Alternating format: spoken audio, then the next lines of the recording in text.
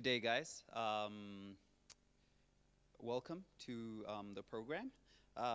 Today, my topic of contemplation is going to be actuated by Philippians chapter 2, verse 5. Right? It reads, "Let this mind be in you, which was also in Christ Jesus, who being in the form of God, thought it not robbery to be equal with God, but he made himself of no reputation, and took up him the form of a servant, and was made in the likeness of man." Right?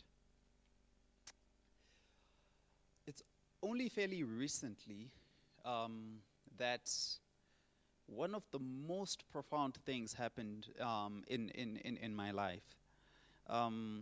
So every day in the morning, for the longest of time, I've seen people on the road, and I've seen them, begging and asking, and look, some of them with white mouths, white lips, and for the longest part, it never really seemed to faze me.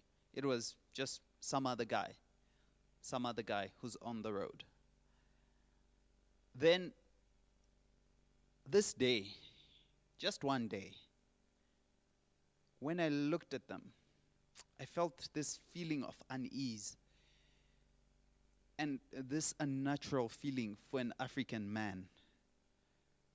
This feeling of wanting to break down in tears when I saw a guy I'd seen before asking for food and money.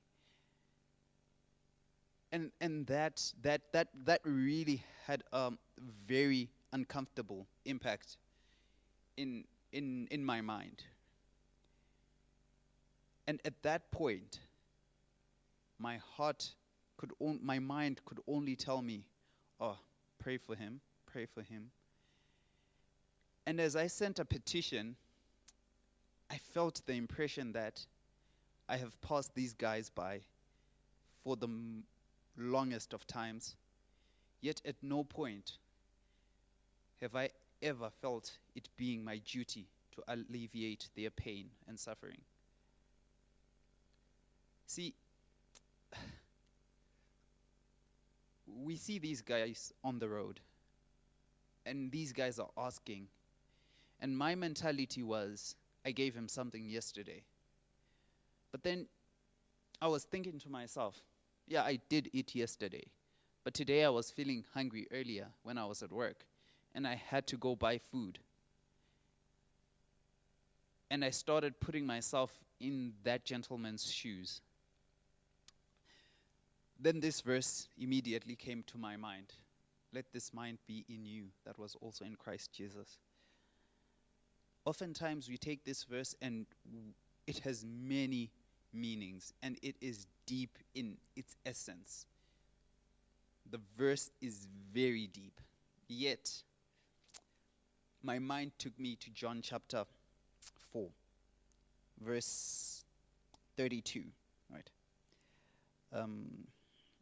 So this is when Christ was speaking to the Samaritan woman, and afterwards his disciples come and they meet him speaking to the Samaritan woman, right? And he says that, but he said unto him, so that's the Bible. He said unto them, "I have meat to eat that ye know not of." Therefore said the disciples one to another, "Hath any man brought him aught to eat?" Jesus saith unto them, "My meat is to do the will of him that sent me, and to finish the work." All right. This was how Christ was on a daily basis, not on a point in time. Christ's mind was consistently and constantly thinking of the other person. Christ's mind was consistently and constantly thinking about how he can alleviate someone's pain. This understanding and this realization almost gave me a new perspective on what it means to have the mind of Christ. For I had had a preconception that having the mind of Christ was merely and exclusively living a perfect life. But the perfection of the life, the quality of the perfection of the life was revealed to me that the quality thereof is in service, in living to serve others. That was what actuated Christ.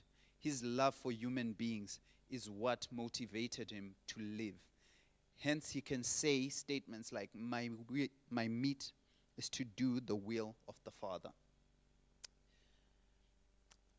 It is when I got this true understanding that I even had an even amazing conception of the sacrifice of what Christ did.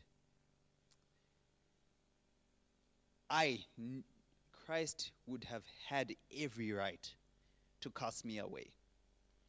He could have had every right to not alleviate my pains, my sins. For all of those, I can confirm in front of God that have always been from my own wrongdoing. Therefore, Christ was justified. Christ would have been justified and still remained sinless if I was to be cast away. Yet Christ, because he thinks of the other person, yet Christ is actuated by love. Yet Christ is actuated by trying to alleviate the suffering of others. He decided to go on the cross for me. It is then when I understood that it is not just a good thing to do to help alleviate the pains of other people. It is not just a thing which you do now and again. It is a duty which is given to me, whereby every neglect of duty,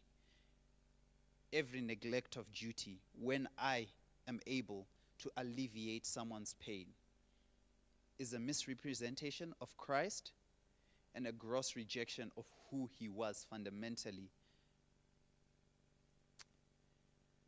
It is then when I understood that the true profession of a Christian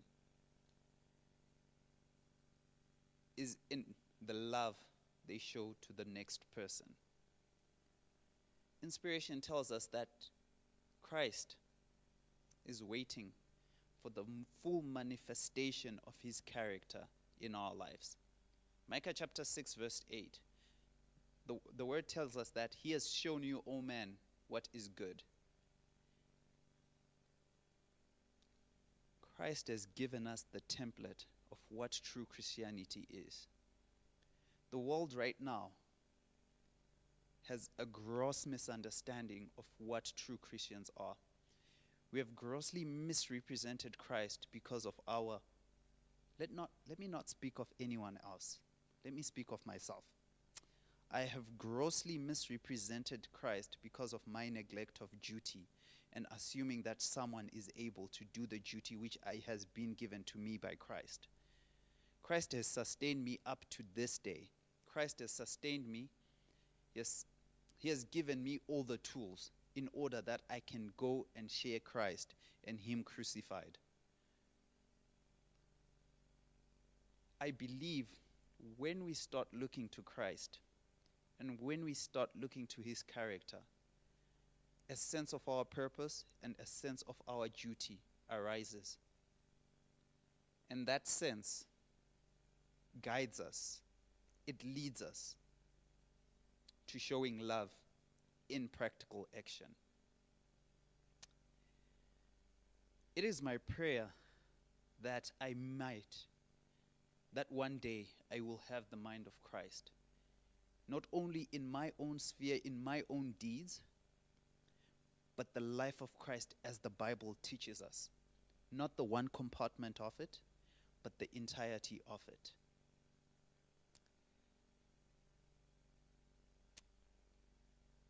It is when you start understanding these principles, you start realizing that a lot of things which we do are truly not motivated by Christ. When motivated by Christ, a person is willing to go to their death singing like John Huss. when actuated by Christ and the essence of his character and love, a person is willing to go into a fiery furnace so long as they do not mar the name of Christ. When we truly understand that love and that sacrifice, a mere mortal, a mere man is willing to let go of his own salvation for the sake of his people, like Moses did in Exodus chapter 33.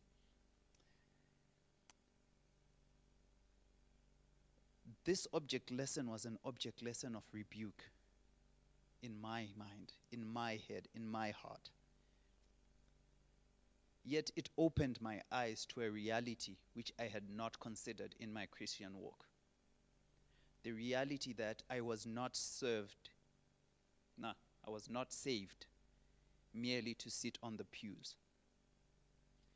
I was not saved to just come on Sabbath, listen to the sermon, go back home, come back the next Sabbath, listen to the sermon, go back home.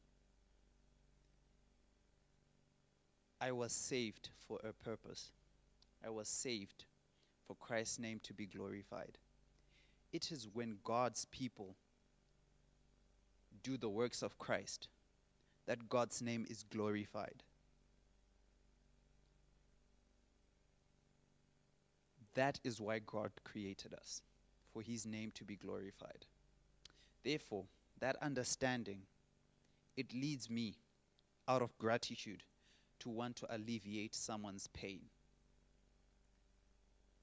I pray that as we go through this Christian journey, we might contemplate these words. And I pray that we might go search the scriptures and see who Christ was. In light of who Christ was, then we examine our own lives and our own characters and our own nuances. I believe such an exercise will not be fruitless. For that's the essence of what the Bible teaches us. Let this mind be in you that was in Christ Jesus. I pray we may have the mind of Christ.